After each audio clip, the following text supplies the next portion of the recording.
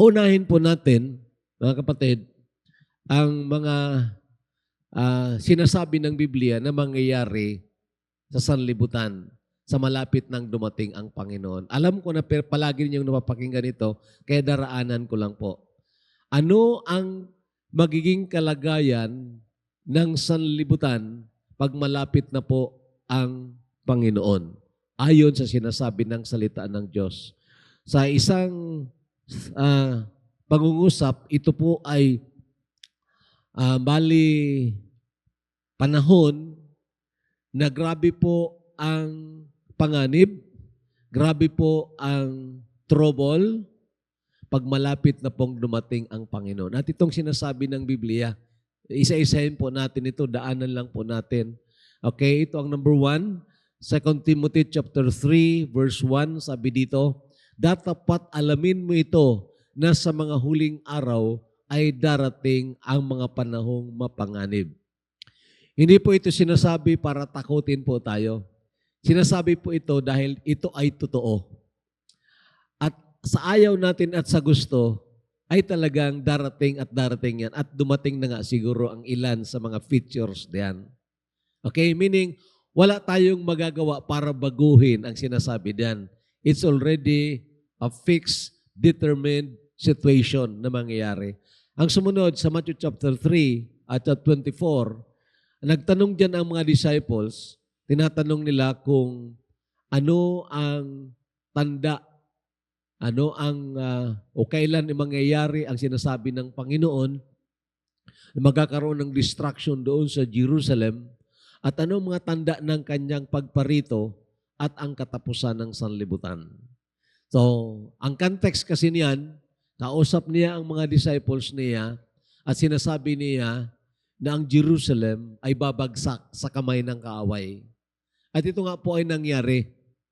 And then, alongside with that, mayroong tinatawag the law of double reference sa tinatawag prophecy na mayroong kahalintulad na mangyayari at mas sigit pa na mangyayari on the latter future.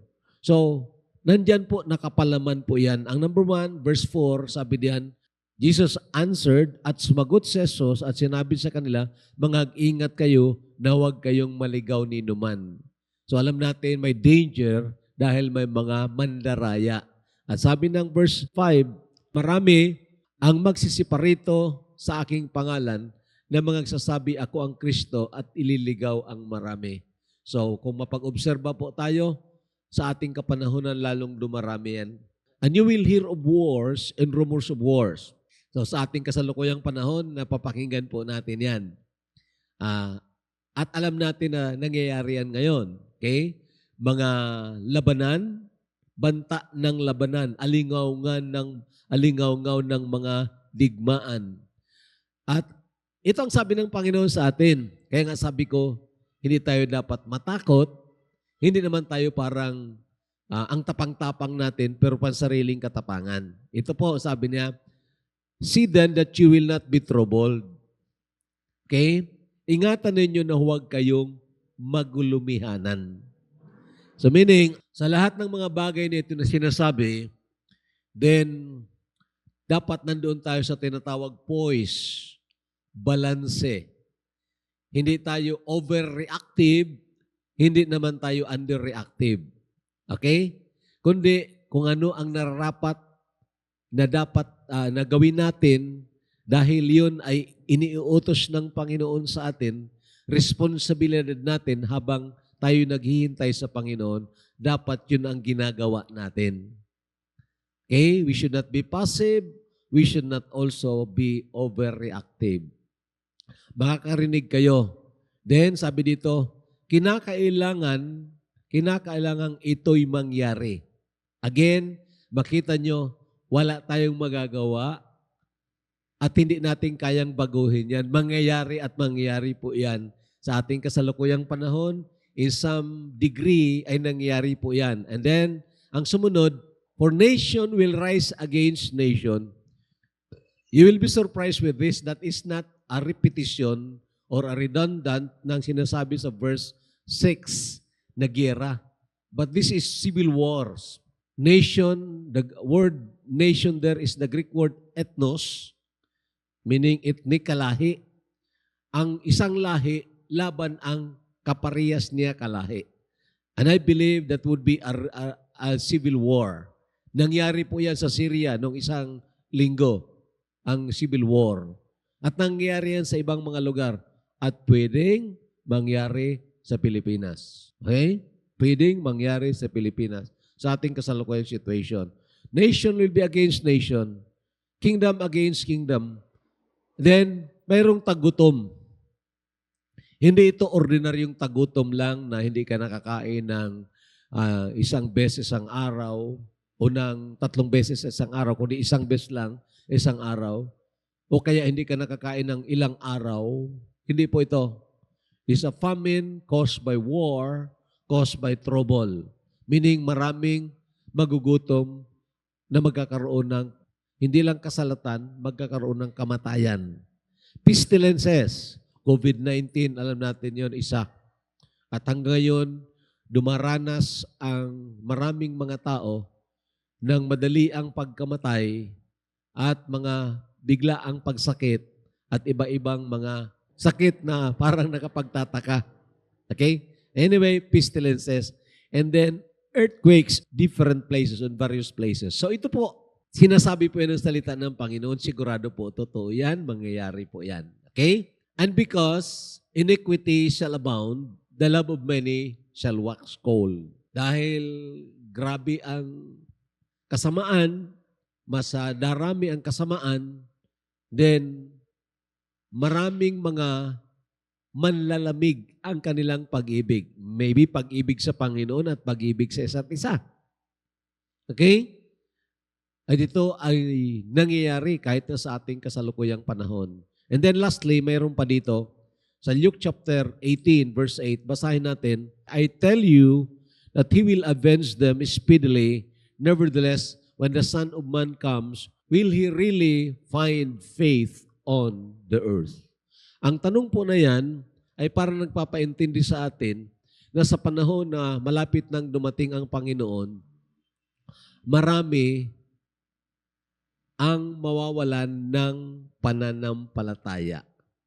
In fact, 1 Timothy chapter 4, sinasabi rin yan, in the latter times, the Spirit speaks expressly, sabi ng 1 Timothy chapter 4, verse 1, that in the latter times, some shall depart from the faith, giving heed to seducing spirits and doctrines of demons. So, ito po ang sitwasyon po natin. Ang sanlibutan, the whole world, makaka-experience po nito. Grabing trouble, grabe ang danger, pati ang mga pananaw at attitude like love and faith ay mag-diminish. So, ayaw nating maging biktima diyan. Ayaw nating maging isa doon sa mga casualties. Ang gusto natin na tayo ay makapasa. So, ang kailangan natin ay biblical faith. Biblical faith, pananampalataya. So, we need to redefine biblical faith kasi sa ating kapanahonan ngayon, talagang maraming mga bagay na ginagamit din ng mga tao na hindi naman mananampalataya pero akala natin totoo. So, the Bible is very explicit about defining faith. Okay, tingnan po natin. And the apostle said unto the Lord, increase our faith. So may tanong ako dyan sa ilalim, kailangan ba nating ipanalangin ito? Should we pray for an increase of faith? Should we pray to the Lord to increase our faith? Kung pagdating ng Panginoon, palapit nang dumating ang Panginoon, marami ang magsisitalikod sa pananampalataya. Parang wala nang matatagpuan ng Panginoon ng pananampalataya sa libutang ito. Kailangan bang manalangin tayo na palakasin, dagdagan ng Panginoon ang ating pananampalataya? So mananalangin tayo, Lord, dagdagan mo ang aking pananampalataya. Okay? Are you sure? O hindi natin kailangan ng dagdag na pananampalataya? Bakit ganyan ang approach na ginagawa ko? Kasi para ma-check natin ang ating kaisipan at ang ating damdamin. Okay? Baka na-influence tayo ng mga pananaw. So the best way to understand this is to study the context. Tingnan natin ang context. At tingnan din natin ang sagot ng Panginoon. Ito po ang context niyan.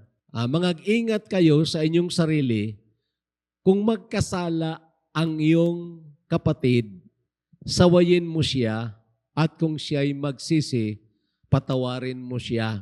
At kung siya'y makapitong magkasala sa isang araw, laban sa iyo, at makapitong magbalik sa iyo, na sasabihin, pinagsisisihan ko, patawarin mo siya.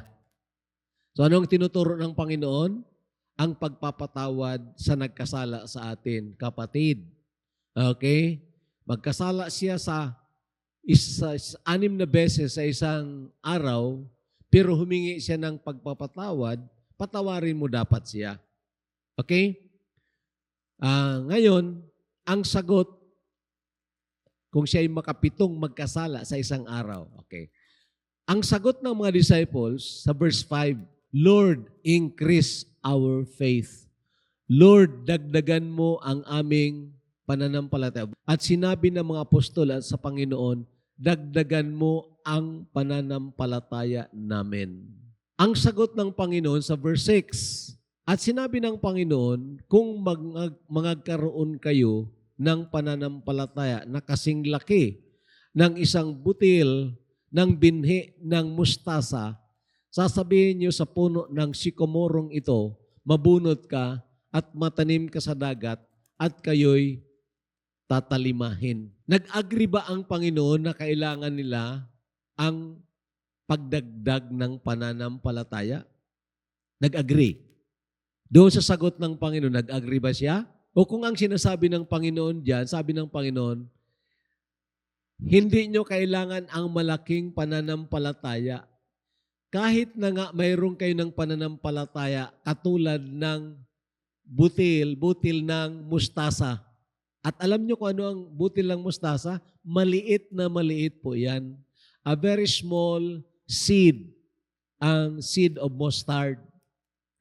Meaning, ang sinasabi ng Panginoon, hindi mo kailangan ang malaki. Ang kailangan mo kahit na maliit ka, dapat mayroon ka kahit maliit. Okay? So, ngayon, bakit sinasabi ng mga apostles yun na kailangan nilang palakasin ang pananampalataya? Dahil sa isip nila, 7 beses na magkasala sa akin, patatawarin ko pa rin. Panginoon, bigyan mo ako ng malaking pananampalataya para mapatawad ko. Alam niyo ang sagot ng Panginoon dyan, basahin na lang niyo sa bahay niyo, nagbigay ang Panginoon ng parabol, ng halimbawa. Sabi ng Panginoon, sino sa inyo ang mayroong alipin na nagtrabaho sa bukirin mo, tapos nang dumating, sino sa inyo ang sasabihan mo ang alipin mo, sige na, upo ka na dyan, sisilbihan kita para makakain ka. Sabi ng Panginoon, ginagawa ba ninyo yan? Sabi, alam ko na hindi. Sabi ng Panginoon, actually ang ginagawa ninyo, pagdating ng alipin mo, pagod na pagod siya, pawisang-pawisan siya, ang sasabihin mo sa kanya, oy, magpwesto ka na, kakain ako. At pag nakakain ka, pag pinistuhan ka, pinapasalamatan mo ba siya? Then, of course, likewise, that is now the interpretation of that parable. Likewise, katulad man, kung kayo ay sumusunod dahil sa inuutosan lang kayo, sabihin nyo sa inyong sarili, I am unprofitable servant, ginawa ko lang ang duty ko na dapat kong gawin. So anong sinasabi? Doon sa konteksto, duty natin ang pagpatawad basta naghumingi ng kapatawaran. Maging 7 beses yan, maging 70 times 7. Anong ibig sabihin? Hindi mo kailangan ang malaking pananampalataya para sundin ang sinasabi ng Panginoon. You are to obey the command. I am to obey the command whether I have faith or I do have a big faith or I have only a small faith. Naintindihan? So hindi po natin kailangan dito ang increase of faith. Why I am saying that? Kasi po pumasok po sa tinatawag Christendom, ang tinatawag leap of faith. Ang leap of faith, dapat malaki ang pananampalataya mo. Okay? Kaya nakakagawa daw ng milagro ang mga kaibigan nating mga charismatics at ang ibang mga kaibigan nating mga miracle workers daw sila.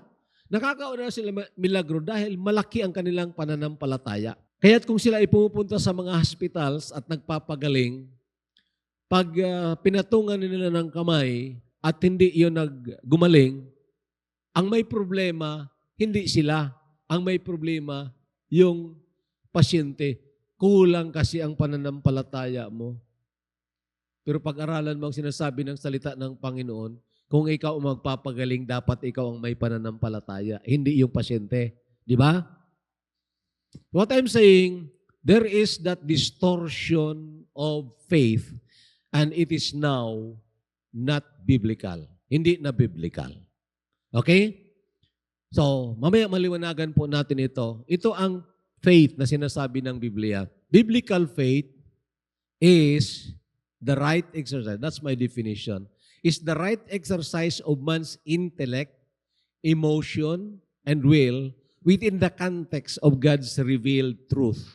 Ibig sabihin, ang pananampalataya ay tamang paggamit ng kaisipan, may basis ang pananampalataya, then ang emotion mo, nagugustuhan mo yun, and then nagdidesisyon ka na totoo yan, gawin mo nga yan dahil tama yan.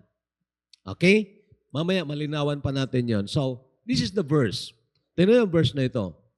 Hebrews 11:1. Now, faith is the substance of things hoped for, the evidence of things not seen.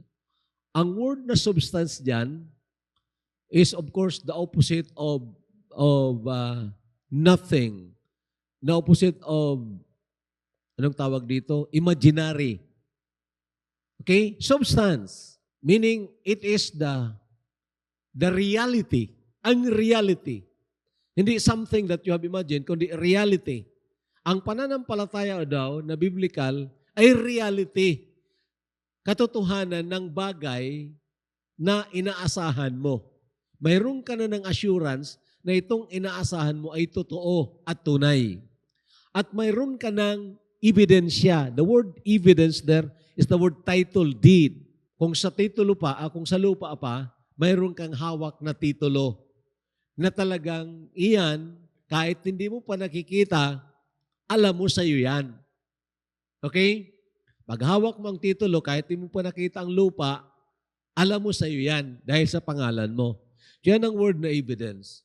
Ibig sabihin, bagamat hindi mo nakikita ang isang bagay, pero dahil ipinangako ito ng Panginoon, then alam mo na totoo yan at may katiyakan ka sa iyong puso na ito ay totoo. Okay? Now, very important yan mga kapatid at mga kaibigan, kasi kung hindi tunay na pananampalataya, hindi po yan makapagbigay kaluwalhatian sa Diyos. Hebrews 11:6, alam ninyo yan. Anong sabi diyan? But without faith, it is impossible to please God, to please Him. Kung wala ng pananampalataya na katulad ng dinidefine ng Hebrews 11:1, kung wala ng ganyang pananampalataya, imposibleng mabigyan ng kaluwalhatian o kaluguran ang Panginoon. Similar yan sa verse naman sa Romans chapter 14 verse 23 na sinasabi doon, anything that is not of faith is sin. Anumang bagay na hindi sa pananampalataya, ito po ay kasalanan. So ayaw natin na presumptuous tayo dahil ito ay hindi biblical na pananampalataya. Ayaw natin na fanatical tayo, walang basis, naniwala ka lang. Ayaw natin yan because Hindi yan makakapagbigay kaluguran sa Panginoon at hindi yan magkakaroon ng kasagutan dahil actually nagkakasala pa tayo.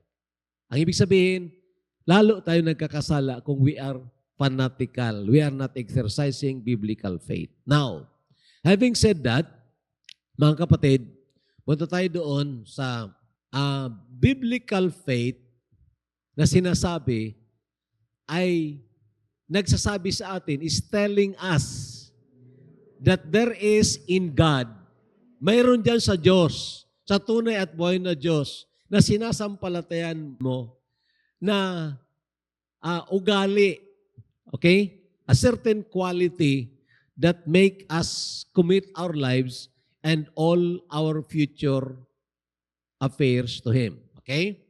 Meaning, kung ikaw ay nagagamit ng pananampalataya, sinasabihan ka ng sarili mo na itong sinasampalatayanan mo na Diyos, talagang may ugali yan na Diyos na yan na pwede mong isubmit, i-commit ang iyong buhay at ang iyong futuro at kung anumang mga bagay na mangyayari sa futuro. Dahil ang Diyos na ito po, ang Diyos na ito, honest po siya and trustworthy. Okay? Ang Diyos na ito ay honest. Anong ibig sabihin ng honest? Ang sinabi niya sa kanyang salita, sigurado at totoo. Trustworthy, ibig sabihin mapagkakatiwalaan ang Diyos na ito. Dependable siya. Kahit na hindi mo alam specifically ang pangako na yon, mayroong sa loob mo dyan na ikaw, alam mo, kung kilala mo, kung tayo po ay naligtas, kilala natin ang Diyos na ito. Ang Diyos na ito ay mapagkakatiwalaan. So ang tanong ko ngayon, mapagkakatiwalaan ba siya sa ating futuro? Mapagkakatiwalaan mo ba siya? Because God is inherently honest, inherently trustworthy, and dependable. Now, kung ang pananampalataya mo, kung ang pananampalataya ko, kahit na napakalaki yan, pero itong Diyos na sinasabi mo, sinasampalatayanan mo, bali hindi naman honest. Ang kanyang sinabi, hindi naman niya ginagawa at hindi naman niya kayang gawin, iko-commit mo kaya ang buhay mo? Ipagkakatiwala mo kaya ang futuro mo? Para yung mga politiko, magaling lang magsalita, magaling lang mangako. Okay? Pero pag nagboto ka na, wala na. Nakapako na ang pangako. Hindi ganyan ang Diyos. Kaya nga sabi doon sa Hebrews chapter 11, verse 6, without faith, it is impossible to please Him. For he who comes to God must believe that He is. He is what? He is dependable.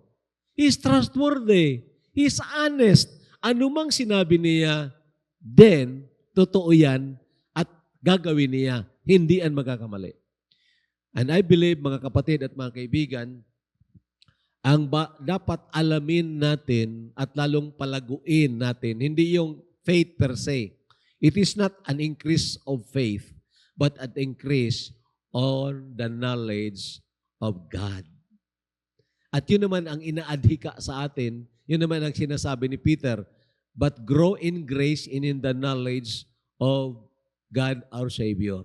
So, ang pagkilala, ang pag-alam ng pangako ng Panginoon. Halimbawa, bigyan kayo ng isang pangako. Hebrews 13:5. I will never leave you, nor forsake you. Okay? Pagpasok ng 2025, may mga friends ka na in-unfriend ka. Okay? Blinak ka. Ayaw na sa'yo. May mga, alam ba ninyo na may tao na nagpapakamatay dahil diyan? In-unfriend. Pero ang mga mananampalataya, mayroong siyang kaibigan na ang kanyang sinabi ay totoo. Hindi kita iiwan kahit na anong mangyari. Hindi kita iiwan. Trustworthy po ang Diyos. Basahin mo ang Isaiah 46 verse 4.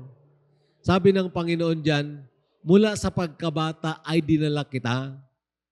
hanggang sa pumuti ang buhok mo, ay dinala kita, kinalong kita, kasama mo ako, hindi kita iiwan hanggang pagputi ng buhok mo. So, yung promise na yan, mga kapatid ko, sabihin ko sa iyo, panghawakan mo po yan.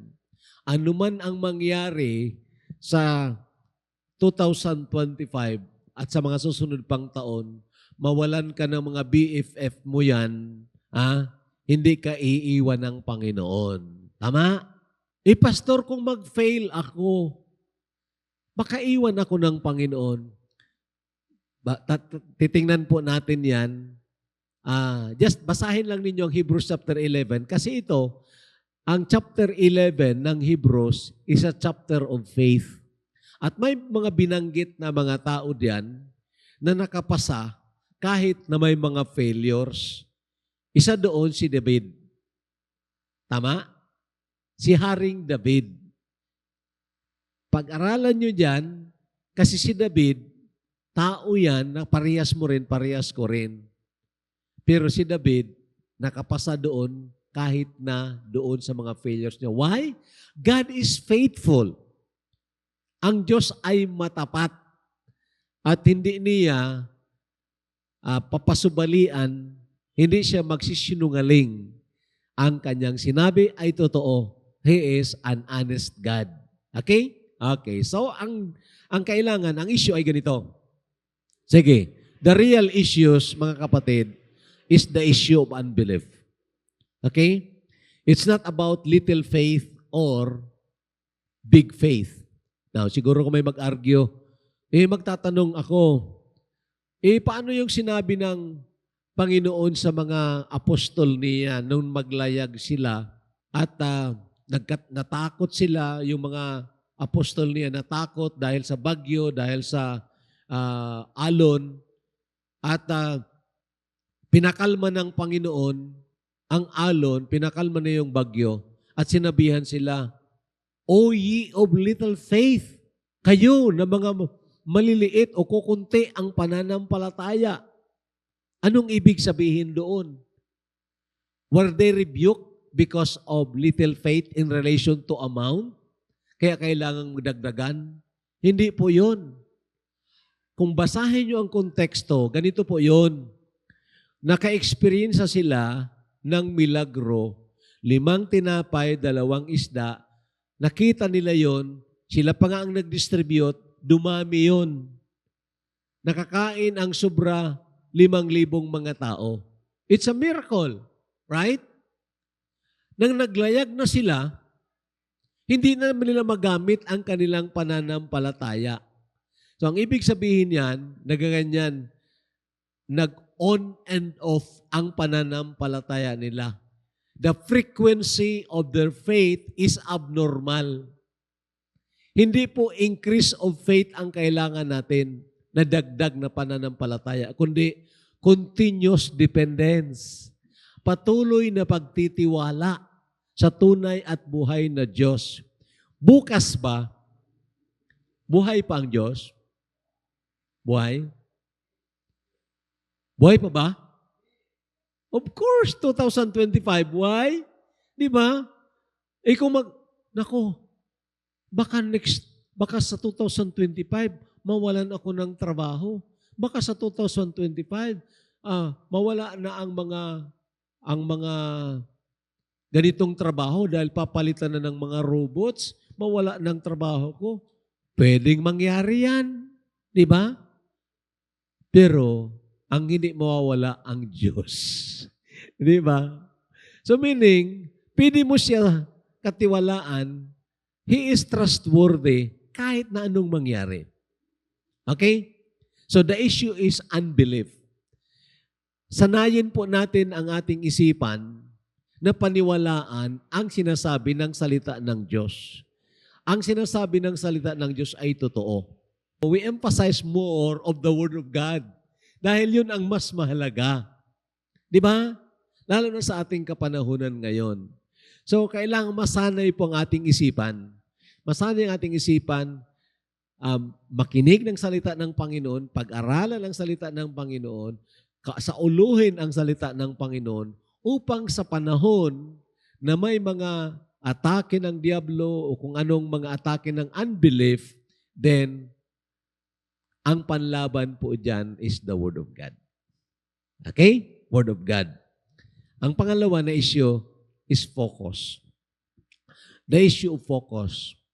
Ang focus kasi, mga kapatid, kahit na anong laki ng pananampalataya mo, kung ang sinasampalatayan mo ay maliit na Diyos, walang kamuwang-muwang yung pananampalataya mo. Tama? Kahit na maliit ang pananampalataya mo, pero nakafocus yan sa malaking Diyos. Sa Diyos na mapagkakatiwalaan, ang Diyos ng Biblia. Wala namang ibang Diyos. Sa Diyos na dependable. Then, kahit na anong laki ng problema, mas malaki dyan ang Diyos. Tama? 2025 will be full of troubles. Hindi natin alam kung padadaanin tayo ng Panginoon diyan, literally. Pero may tinatawag beginning of sorrows, beginning of birth pangs. Iba ka padaanin tayo ng Panginoon. Ang kailangan mo ba, malaking pananampalataya o kung malaking Diyos? Kahit na maliit na pananampalataya. Yan po ang kailangan natin. Okay? Having said that, dito tayo sa conclusion ng chapter 12. Kasi yung chapter 11, agihan lang na, daanan lang po natin yon. Big problems or a big God? Anong kailangan mo?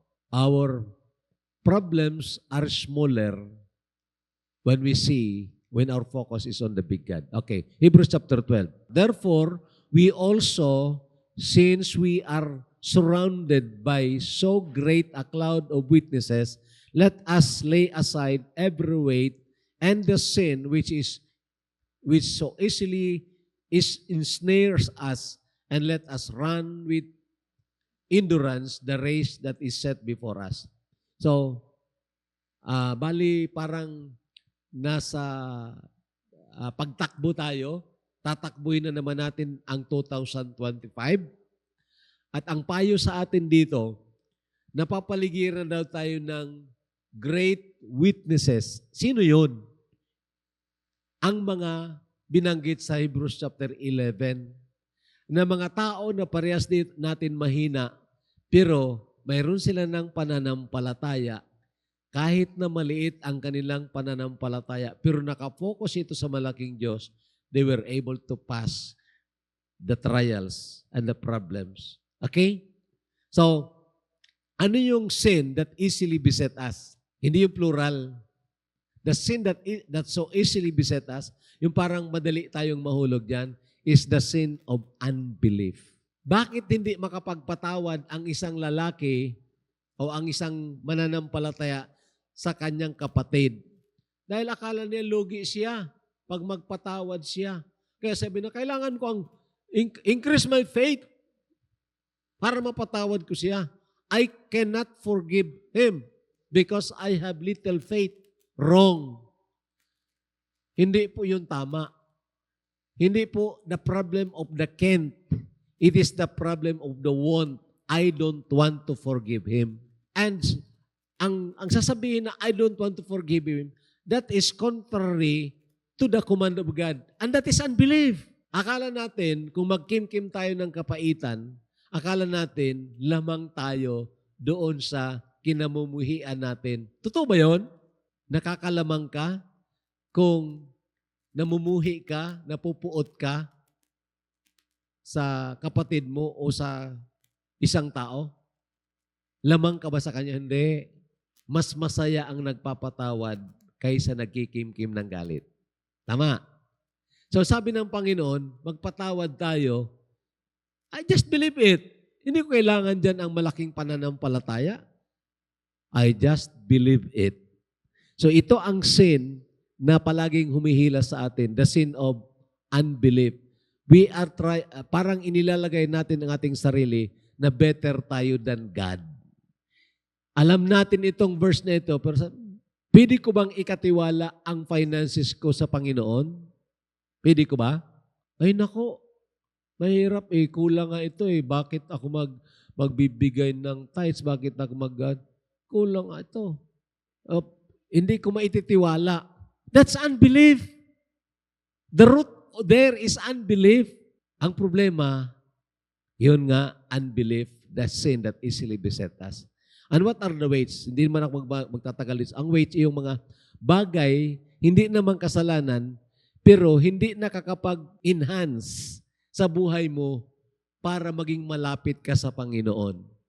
Those are weights. Parang katulad sa pagtakbo, kung tatakbo ka, huwag kang magsusuot ng bota, ng boots. Di ba? Combat shoes. Huwag kang magsuot ng combat shoes. Tatakbo ka, huwag kang magsuot ng jacket. Dapat manipis na damit, tapos sandal lang na magaan. Para less ang weight mo, hindi mapigilan ang bilis mo, ang pacing mo. Yun ang weight. Hindi naman masama ang jacket, hindi naman masama yung sapatos o boots, pero yun ang makakapaghinder, makakapag-delay sa iyo sa paglapit sa Panginoon. And what are those? Sino sa inyo ang araw-araw nagbabasa ng salita ng Diyos? Huwag na kayong magtaas ng kamay. Sabihin mo lang sa iyong sarili, honest ako, nagbabasa ako palagi ng salita ng Diyos. Honest ako. O kaya sabihin mo, honest ako, palagi akong nagmi-meditate sa salita ng Diyos. Hindi lang nagbasa, nagbubulay-bulay salita ng Diyos. Okay? Sagutin mo yan sa Panginoon.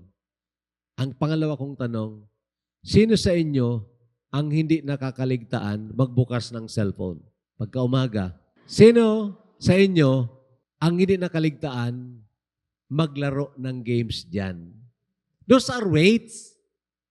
Naintindihan nyo? Weight yun. Meaning, kinukuha niya, sinasaypon niyan ang kapangyarihan mo sa pagkikipag-ulayaw sa Diyos. Those are weights. Hindi naman kasalanan, pero pinipigilan ka. At yun ang issue doon. Okay. Ang verse 2, tingnan po ninyo ito, looking unto Jesus, the author and finisher of our faith.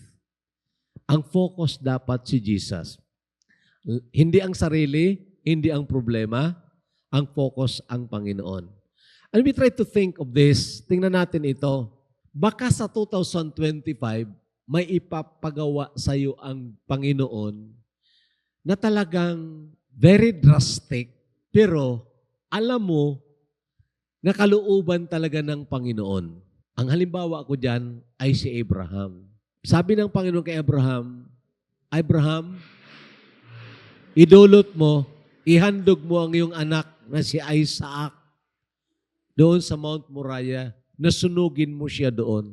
Grabe yun. Drastic yun. Di ba? Ngayon, alam ni Abraham, of course, dahil noong panahon nakikipag-usap ang Diyos direct sa tao, pamagitan ng revelation, dreams, or spirit na pakipag-usap. So, walang duda si Abraham na mula sa Diyos yun. Halimbawa, sa ganun ding kaparaanan, mayroong ipapagawa sa iyo ang Panginoon. Oy, ikaw, alam ko na mahal mo yung kasintahan mo, pero ang gusto ko, i-break mo siya. Breakan mo siya dahil gusto ko na maglingkod ka sa akin na walang weights, walang kabigatan, o walang sagabal, walang baggage. Mapagkakatiwalaan kaya ang Panginoon? Can you trust Him that He will do good to you? O kaya baka ang iba naman, ang puturo natin is, sabihin sa iyo ng Panginoon, hey, kinakanta mo yon, napapakinggan ko yung kinakanta mo, where He leads me, I will follow. So, okay, ginaguide kita ngayon, iwanan mo ang trabaho mo at mag-mission ka. Pwede mo kayang ikatiwala ang buhay mo dyan? Paano, Panginoon, ang kakainin ko? May pamilya ako, paano kakainin ng mga anak ko? Can God be trusted?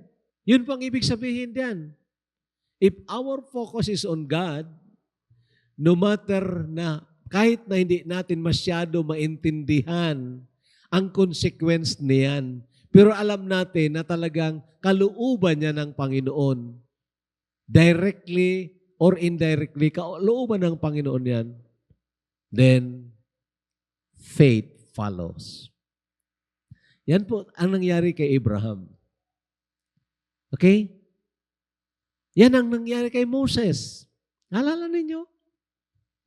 Paano naiwan o iniwan ni Moses ang offer sa kanya? Paano niya tinanggihan ang offer sa kanya na kaharian at kayamanan ng Ehipto?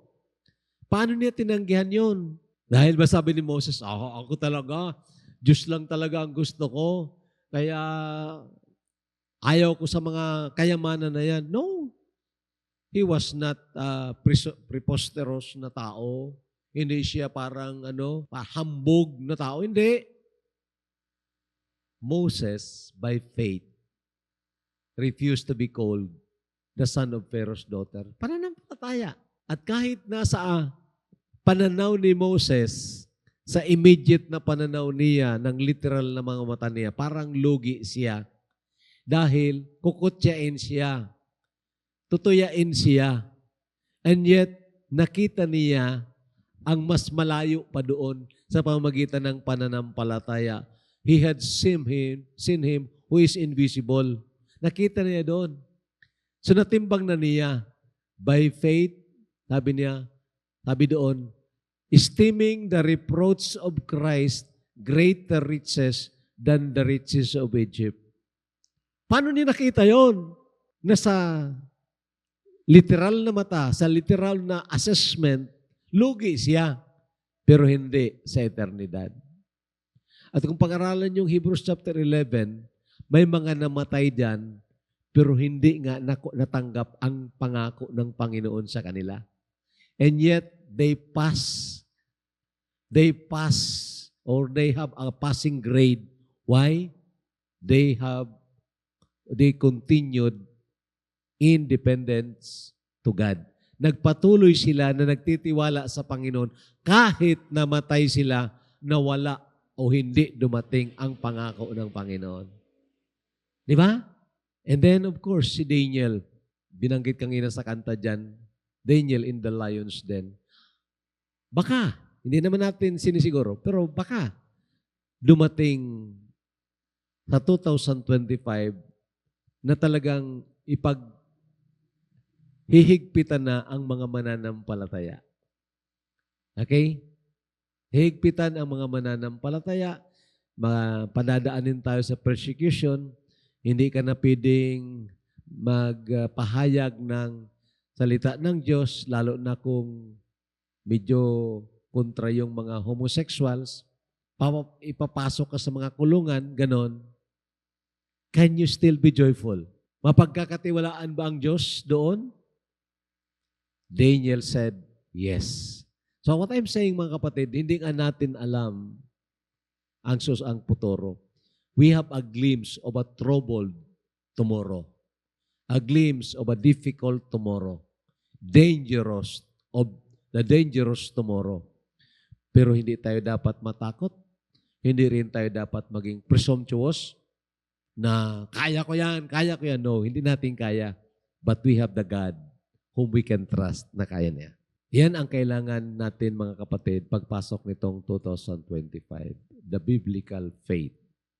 Tulungan tayo ng Panginoon.